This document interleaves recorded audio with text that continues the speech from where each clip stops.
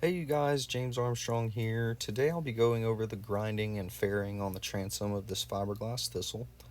Here I am using a 4.5 inch angle grinder with either 36 or 50 grit disc to remove about 95% of the cracked gel coat. The technique that I'm using here is to go over the area as evenly as possible while trying to knock down as many of the high spots as possible so that we use the least amount of fairing compound. This is my preferred PPE, a full face mask and what is referred to as a spray sock over my head, and the suit, as well as me putting on baby powder beforehand in any of my tender spots so that the fiberglass can't enter my pores. Whenever I grind on polyester fiberglass, it 9 times out of 10 makes me break out, but as long as I'm using this PPE, it will not, so I make sure to use it. Running fans at the surface as well usually helps push the dust away, but you need to be sure of what is downwind of you while you're doing that, I recommend. You can see my hand running over the surface so that I'm checking for any high spots so that I make sure that I'm knocking them down as much as I can without removing any of the structural integrity of the transom. After using the 4.5 inch angle grinder, I pull out a buffer with an 8 inch flat pad on it with about 60 grit to make sure that I'm really getting it as flat as I can before pulling out the fairing compound.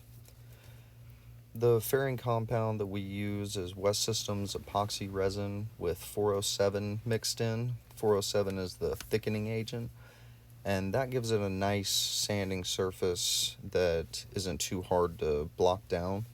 I did not get the application on video, but what we did was using a molding method where we used the transom from another boat, but any flat board would work.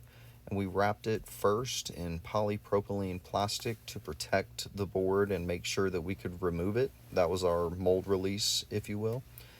And the second fabric looking piece is what is called peel ply, which, when used and removed after the epoxy is cured, the surface of the epoxy is open so that you can apply another coat of fairing directly on top without sanding, which saves you a lot of time when used correctly. You can see here that we use bar clamps and C-clamps to hold the wood on, and spreader bars across the top and bottom so that even pressure is applied, which is a crucial step when using the molding method so that the transom comes out flat and on the right plane. After removing the mold, we then removed our plastic and the peel ply.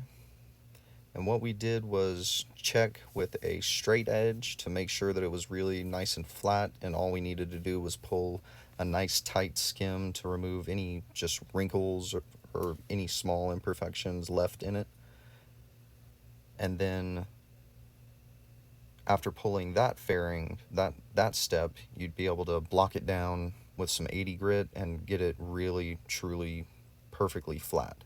So if you'd like to see that process and the next step, be sure to give us a like and share and check out our first video. God bless.